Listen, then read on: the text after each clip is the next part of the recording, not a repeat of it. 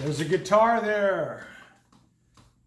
Oh, my name is Patrick Michael Karnahan. I am principal songwriter in the Black Average Band, and this is the podcast number 1, the Ghost Songwriter. I'm videotaping this live at the moment on a very rainy morning here in southern Humboldt County on the mighty Pacific Ocean, just right across the way here. I'm looking at the ocean right now. The breakers come in. So I'd like to invite you all here to a brand new podcast, and a little bit about the program. This is called the Ghost Songwriter, and the reason for that is I'm a songwriter with the Black Average Band, as I mentioned, and a lot of songs I write are story songs about history, about people, and pictures like up on the wall of people I've written about, stories, some heroes, some famous, some not, that just basically passed away with generations without any recognition. And I like to tell the stories in my songwriting. The introduction video, if you'll watch it, I actually give an introduction to myself, so we don't need to go back into my roots of my music. Today we are going to look at one of my earliest songs that I wrote, and this is called They Call Them Mick and Paddy. It's a very simplistic song as far as folk songs go. It's not too complicated to play if you'd like to play along with it. I'll tell a little bit about the origins of the song, where it came from. They call them Mick and Paddy. Of course, those are derogatory names usually used to the Irish back in the 1840s and 50s. To set up the story here, during the potato famine in Ireland, the potato was a major food source for the Irish people. And when the crop, basically there was a blight, and it destroyed a lot of crops of potatoes, which people needed for a living to survive. And basically people starving and died. They said over 1 million people died during the potato famine. And those that were fortunate were able to grab what money they had. Sometimes they'd pick one loved member of a family, if the family was large, and they would try to save enough money to book passage to America or Canada. And immigrants would come into America at this time period, 1840s and 50s, and arrive in these large cities like Philadelphia, Boston, Charleston, South New York. And the towns were just overpopulated with these recent immigrants. A lot of Irish and Germans, Italians, and they were all stuck in these communities that later were called the ghettos. And it was hard for them to find work. They actually had a lot of the same problems they had in Ireland. They found out that they were persecuted. There'd be signs that would read, "Irish need not apply." There was a lot of discrimination against the Irish when they first came to America, mainly because of the religion, because of Catholicism. And you got to look at the forefathers of America. A lot of them were Irish Catholic. A lot of those state, federal folks were usually from Ulster, Northern Ireland, Protestant Presbyterians that came here. And they weren't too fond of the Irish Catholic. We don't need to go into the politics of that because it involves religion, which I don't want to get into. I'm kind of the orange and green. My dad's folks were Presbyterian and my mom's are all Catholic. So I got the Scots-Irish, and then I got the Irish on my mom's side. But it goes without saying, it was very difficult for all those immigrants to come here, as it is today. And so they arrived in places like New York and Boston and couldn't find work. And the Irish would have to go into the labor trades. Many times it was in the mining, East Coast. It was building canals. The Erie Canal was being built. Some of the very first railways were being built also. Now, the invention of the railway system was back in England, and some of the early Irish immigrated over to England to work on those laborious railroads in the 1840s and 50s. So they knew a little bit about railway building and some hard labor, which they did. So as the Irish were coming here in the 1840s and 50s, most of the Catholic immigration to America during the time was in the 1850s, which coincides, of course, with the California gold rush and silver boom, and just prior to the building of the Transcontinental Railroad. During the American Civil War, they were recruiting a lot of Irish to serve in different battalions and militias for states like New York, Philadelphia. in Boston. And these Irish units, they signed up, they were given guns, and they felt some sense of nationality and pride being in a new country and fighting for its salvation as they saw it. So they're the Irish, and they said over 10% of the Union Army was made up of Irish-born. Famous units like, of course, the Irish Brigade of New York City, the Volunteers, which fought in some of the largest battles during the Civil War in the beginning, Antietam, Fredericksburg, as well as Gettysburg, where they took massive casualties. Back in those days, during the Napoleonic time and American Revolution, no different than in England, they would just put the men out there in ranks and they'd fire a volley, and then, of course, they'd get a volley back. And if you have no defensive position, usually your chance of survival was very poor. And the Irish brigades took heavy tolls. So when the Civil War ended, then we had another issue. Here were these mass immigrants that were in the war. Now they're veterans. They're getting some type of pension. A lot of them go back to their cities where they immigrated to originally from Ireland, but unfortunately there was nothing there for them. So there was a call out that came in the 1860s. This was right after the assassination of Abraham Lincoln. Abraham Lincoln, of course, was the one that signed the proclamation to help create the Transcontinental Railroad, which had been in the works actually since 1850. They were surveying lines over the Sierra Nevada mountains, as well as through the, of course, the upper states of Nebraska and Wyoming to find a perfect route for the railroad. The Union Pacific Railroad started building out of Omaha, Nebraska after the Civil War. They'd have to go, of course, to Wyoming, and they eventually ended up in Utah. Their dominant workforce were the Irish because of the fact that after the Civil War, we had all these unemployed laborers, and they were looking for work.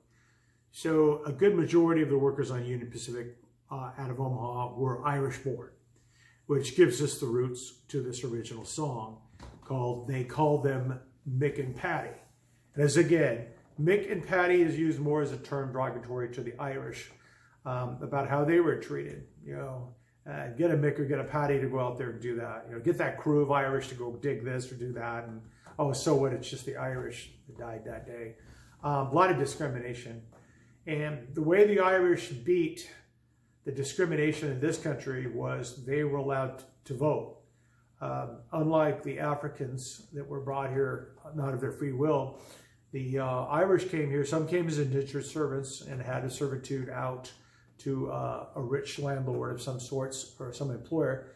But the Irish were able to vote. That was one right that they were given, supposedly because they're Caucasian. Definitely not because they probably wanted a Catholic vote at the time. But what's important is they were able to elect their people, their leaders, into positions which, of course, would then turn favor to elect other Irish politicians. So slowly, the Irish, from the mass discrimination of the 1840s and 50s to Irish need not apply, that now the Irish are getting jobs. They're having political leaders.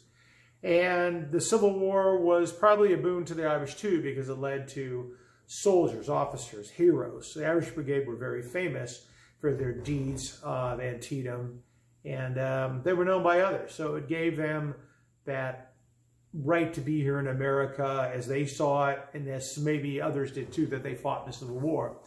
So there was always that discrimination, though, about the Irish and the Catholic. And of course, a lot of that was brought over by the English settlers too, and some of the Scotch-Irish.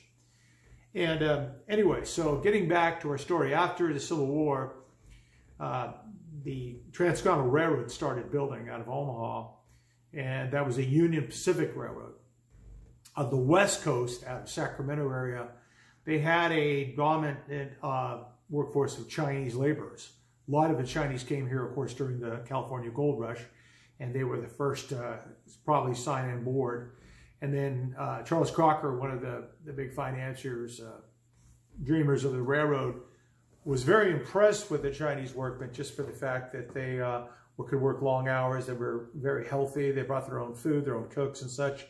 They lived a very good lifestyle, unlike some of the others, like my Irish brethren, that did like to party and drink a bit. That's okay. Life's short, you know.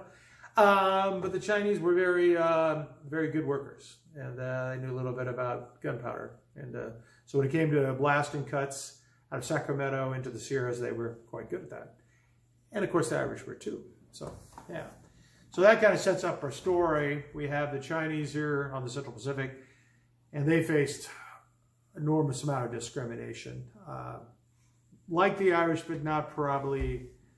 The Irish definitely had a little bit easier. I mean, just the fact that the Irish could vote and they had participated in that Civil War gave them something, maybe.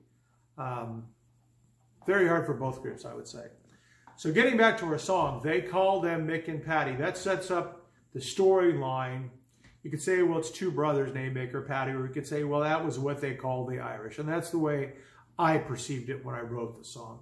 I wrote the song back in 1990, and I had lived in Ireland back in 1985, and so I was well aware of Irish music by then and folk and culture of Ireland. And I wanted to write a good ballad, and as I said in my introduction, talking about Gordon Lightfoot, his music, when I heard their album Sundown, really got me into folk music and the idea of ballads, songs about these folks that have passed, these ghosts. So that makes me, I guess, the songwriter of the ghosts again. So we start out with the chorus. Okay. And it's pretty simple. And it starts in B minor, so it's relative to D. And they worked upon the railway, and those spiked 1,000 miles. Called them Mick and Paddy, and they never had a dime. Left their homes in Mayo in 1855, for they could not stand the starving, so they kissed Ireland goodbye. So that gives you a lot of introduction there. That's a repetitive chorus. Unlike many of the songs I write, this song, the verse and chorus are the same chord structure. So let's discuss that real quick if you want to play it. So you start with the B minor. Irish heard the news, to a D, to an A, back to B minor. By the way, all the stanzas begin in B minor. Makes it easy. That's how I teach it to my bandmates. Call them Mick and, then there's that G, D, G to D, F sharp minor. Then it goes B minor, G to D, resolve to A. B minor to G to A, back to B minor. That's it. Now, if you know the chorus chords, then you can definitely play the verses. So let's talk about the verse. The verse is kind of the crux to all these folk ballads. I don't care who you are as a songwriter. They do share a common thread. They have to tell a story. Sometimes, I mean, you could write a long story. Like, let's take Don McLean's American Pie. You could go on and, tell a story for 8 to 10 minutes. Or if you want to break it down into a synopsis, you'd go about it like this. I don't want to take too long to tell a story. I want to get it out there. The repetitive chorus is important because it sets the storyline if you forget what we're talking about here. So here we go, and this is going to talk about the history I just mentioned previously about the Irish, okay? Listen. The Irish heard the news of a railroad covering miles. Across the great wide country, our land will be united. How those railroad workers would stand in the hiring line. Then they grabbed a pick and shovel, and they left their past behind. Right? So that kind of gives you the story. There's the Irish in America looking for work, hearing about the hiring notices for the Union Pacific Railroad, and they're going to leave the past behind. The famine, the slums of New York and Boston, they're going to go out west, the Wild West, and the Irish are going to work on the railroad. What did the Irish do on the railroad, you ask? Well, they did just about everything. They laid out the ties, they were rail handlers, they spiked them down, and they helped construct bridges. They did blasting like the Chinese. They were kind of jack of all trades, master of most of those. A lot of the Irish crews were led by Irish foremen. To give you an idea of how hard the work was, a rail, what we call a stick of rail, was about 500 pounds. And a good Irish crew of 8 could probably handle that. and maybe even 4 at times, depending on how strong they were.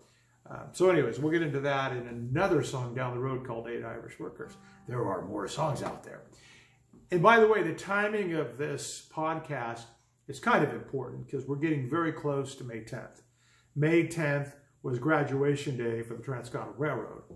It was May 10th, around 1 o'clock in the afternoon at Promontory Summit, Utah, where the Union Pacific Railroad and Central Pacific Railroad came together. A very famous photograph.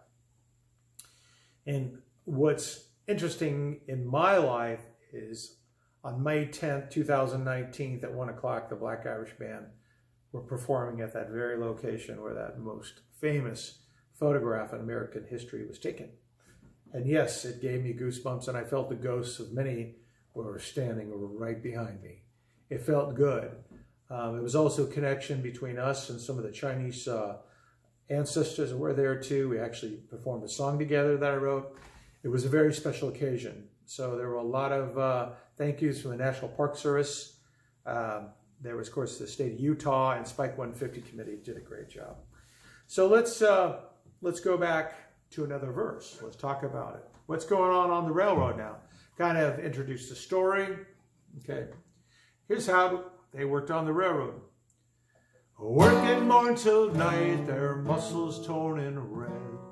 Whiskey for their troubles, no foreman for a friend. Through the green white valleys and to the hot big plains, how they're laying down the future and they drink away their pain. There you go. And it goes back to the chorus. And they worked upon the railway and they'll spike 1,000 miles. Call them Mick and Paddy and they never had a dime. Left their homes in Mayo in 1855, for they could not stand the starving, so they kissed Ireland goodbye. Okay, now what's going? Right. The Indians take the toll, while the white men steal the land. The iron horse is coming, for it's built by Irish lads. To those great still workers, no wealth lay in their hands, for only to the rich go the spoils of the land. Boy, that tells a lot. It says how the settlers came out, the railroad builders, manifest destiny came out and took the land away from somebody else. Just like the Ireland back in Ireland when the English came there and they kicked off the Irish Catholic from their land. So the Native American unfortunately had the same situation. Very tragic. And we'll get into that story and some of the other songs I've written. But back to our story. So the settlers, Manifest Destiny, built the railroad, 1860s coming out. We have the Irish crew out there. They're going through the green white valleys and to the hot baked plains, laying down the future. They drink away their pain, because there's no doubt that when the work was over for the Irish, a lot of them would go to what they called Hell on Wheels, which was a traveling saloon, brothel, gambling hall, a tent city that would follow the railroad. So wherever the railroad ended up, the railroad head, there would be this hell on wheels. And unfortunately for the Irish, they were susceptible to going out and having a good time and drinking, unlike the Chinese workmen on the Central Pacific, who lived very healthy lifestyle, boiled all their water, and didn't have the sickness. But let's get back to the history of the Irish. There they are, working hard through the green white valleys, very hot, dusty plain out there, especially when they get into Wyoming as they push toward Utah. Okay, now this is the last verse of the song. There are actually 4 verses. So the introduction, a little bit about life on the railroad, and then of course the conditions of what's happening politically, about them, pushing off the Native Americans to build the railroad roadbed. And then, the hardship, the reality of the Irish, they're just doing the work, trying to survive and find a place in American history. Last verse kind of is a capsule, epilogue, according to James Kirk. It brings it all together in this song that I wrote. So let's see where we are. Okay. Many miles were traveled before the Utah land. In the day of glory, those workers hand in hand. You look at them old photographs, some truth that was told. 'Twas the Irish who built the UP. They're the ones who drove the gold. There you go. There's the whole story. Now, of course, we know the Chinese, Italian, German, Mormons also had a lot to do with the railroad. But in this song, I'm talking specifically about the Irish and how they drove the gold. So there's the song. If you'd like to learn how to play it, you got the chorus. And it's called Mick and Paddy, or they called it Mick and Paddy. Now, as I mentioned earlier, this song was probably written about 1990. It's one of my earlier songs, and it's a very simple chord progression and melody. But I want it to be a simple melody and a simple chord progression so other people could play it. Plus, it also talks about the early Irish working on the railroad, and I didn't want to get too complicated. Plus, it's telling a story. The chords are important, but it's more about the words on this particular tune. Let's talk about the recording. Now, this song, Mick and Paddy's had a very huge history. When it was written for the very first album, it was entitled Forgotten Fields of America. And I do believe it was the first song on the album. It started out slowly, and then it built into a couple of different variations of soloing. The song would be re-recorded many years later by, believe it or not, Michael Martin Murphey. I had run into Michael Martin Murphy in probably the mid-2000s. A friend of mine, Nick, had told me that he was going to be playing at the local casino where my friend Nick Cachopo was manager. And we had talked. I said, you know, I always admired Michael Martin Murphy as a kid growing up. I remember about 12, 13 years old, my mom bought me the album. I think it was called Blue Sky, Midnight Thunder.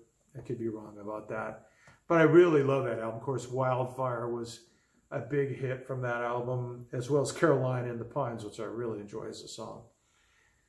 So getting back to the relationship with Michael Martin Murphy, my friend Nick Cachopo said that, you know, if you want to meet him backstage, we could do that. And because I said at the time I had written a song in honor of wildland firefighters, and I said it'd be really nice if we could get Michael Martin Murphy to sing that song. And Nick said he'd give it a try, and Nick's a good man, good heart, and he arranged that. So I met Michael Martin Murphy. We became instant friends, and the very next day, he was heading over to Carson City. He said, Patrick, why don't you come along and bring your melodeon and bring your fiddle player, and let's play some music. So the next 2 days, I'm on the stage with Michael Martin Murphy performing, and I just met him like the day before. He did record the song Into the Fire. So fast forwarding a couple of years, Murphy knew that I had a big love for railroading, and with my Irish background as well as his, he was working on an Irish album called Riding the Rails.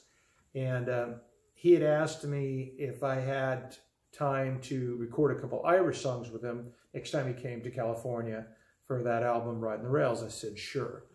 So when he arrived, we looked at some of the songs I had written, and believe it or not, he wanted to record Mick and Paddy. I said, sure, why not? I mean, it's great. And he did. He changed the arrangement a little bit as far as the vocals, but the chord structure remained the same. At the end of the song, he went into an Irish chant. That's the Ori, Ori, I, that's the Ori, A. And the recording turned out pretty well. I played guitar on it. We had Dave Rainwater on fiddle. Tina Louise Barr played the auto harp. Of course, James Dean Nelson was playing the banjo.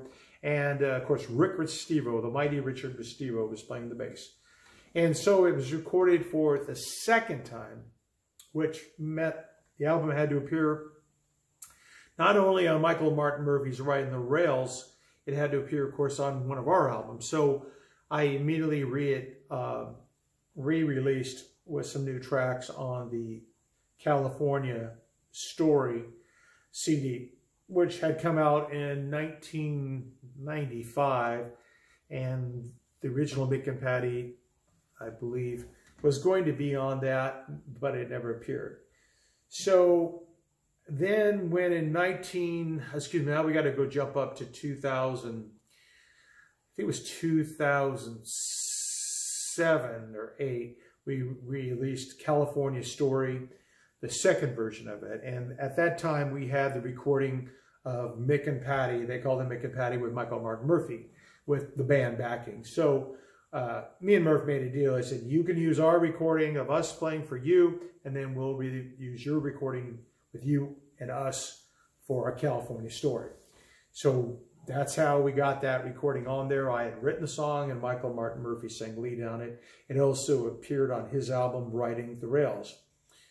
Now going forward with that song, in 2019, when the Black Irish Band was chosen to perform at Promontory Summit, Utah, we had to come up with a compilation album that would have all these railroad songs on them.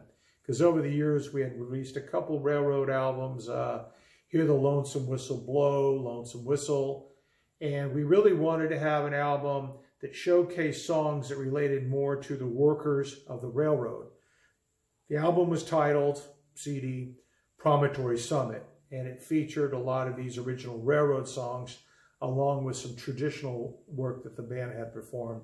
And of course, Mick and Paddy was right up there. And we decided to go ahead and use the Michael Martin Murphey version of the song. And the album was sold out. We printed, I think it was 1,000, and we took them to Promontory Summit, May 10th, 2019, 11th and 12th. And we handed it to the gift shop. We had them on stage. We sold all 1,000, and it's out of print. So it was a special event. It drew 46,000 people. It was the largest event the Black Irish Band ever performed for. And it was a great moment. As I said earlier, May 10th, 2019, 1 o'clock, when the most famous, iconic photograph was taken in American history. There we were, the Black Irish Band, doing that song. So as a songwriter, a ghost songwriter, I felt all the spirit of the workers, the Irish, the Chinese, the Italians, the Mormons. There we were, you know, honoring all of them, truly. And so it was an exciting moment. So that's the end of our podcast today. This is podcast number 1 with the Ghost Songwriter. Our first tune, one of the earlier songs I wrote way back in the 1990s, and it was called, they called them Mick and Paddy. If you'd like to find this song on Spotify or Pandora or iTunes, simply go and Google it. You'll find it on YouTube, which we have the version with Michael Martin Murphey, as well as my original version of the song. And it does contain some really nice video and photographs. That's another thing. A lot of these songs that I do here are linked with videos where you can watch it all in one place and time. So I hope you find that this was educational. Hope you enjoyed it. And hopefully you join me next time. We'll try to get these podcasts out once a week, twice a week. Broadcasting somewhat live here on the Humboldt coast of California at the foot of the King Range. I'm Patrick Michael Karnahan. This is episode 1, and I am the Ghost Songwriter. And let's hear a little bit of that. They call them Mick and Paddy. The Irish heard the news of a railroad covering miles. Across the great wide country, our land will be united. How those railroad workers would stand and higher in line. Then they grabbed a pick and shovel and they left their past behind. There you go, folks. We call them Mick and Paddy. We'll see you next time around. Don't forget, May 10th, 1869, one of the great days in history. Transcontinental Railroad was built, completed.